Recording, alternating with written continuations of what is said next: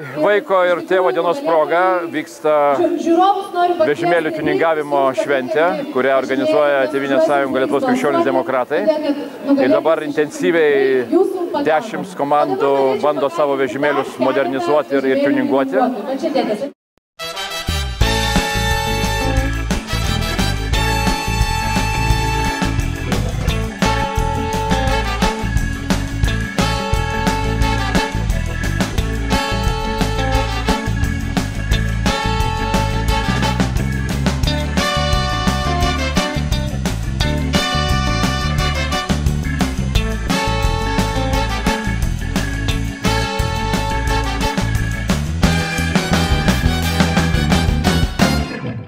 Šiandien yra sekmadienis, birželio 1 ir 2 šventės, visų pirma tėčio diena ir vaikų.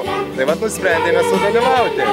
Pagalvojom, kad kažkada buvo mamos neįsipildžiusi svajonė būti ledų pardavėja, tai mes darom ledus vežiojančią mašiną. Savo padaryti šventę ir susitikti ir su kitais bendraminčiais ir malonu.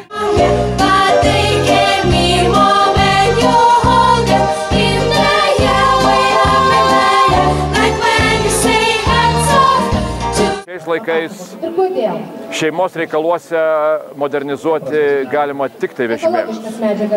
Šeimos modernizuoti mes niekaip nesutinkam ir nesutiksim, vežimėlius galima ir reikia modernizuoti.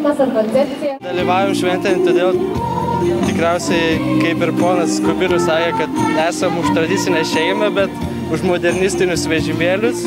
Dizainas toks avangardinis. Tai čia blogos nuotaikos išmetimo vamzdžiai, žodžiu, nuo šiol lėliukai netokie verksmingi bus.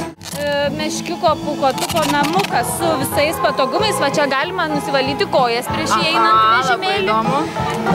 Šičia vat gėlytės visada pamerktos, kad skaniai kvepėtų. Stogas vat papuoštas ir visas namukas labai gražus. Ar tu padėjai tėveliui darbuoti? Taip. Tavo vežimėlis? Taip. O čia kieno čia vežimėlis? Jautės.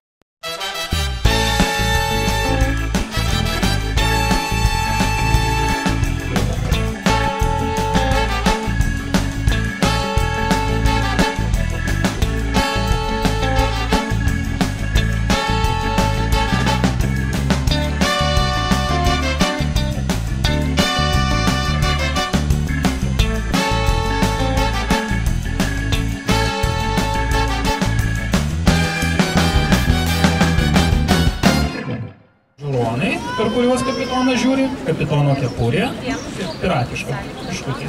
Didelis inkaras, kad laivas nenuskęstų, didelė mėlyna būrė ir vėjo matuoklis greičio, taip pat virvės, kuriom reguliuojam. Kokie aplodismentai?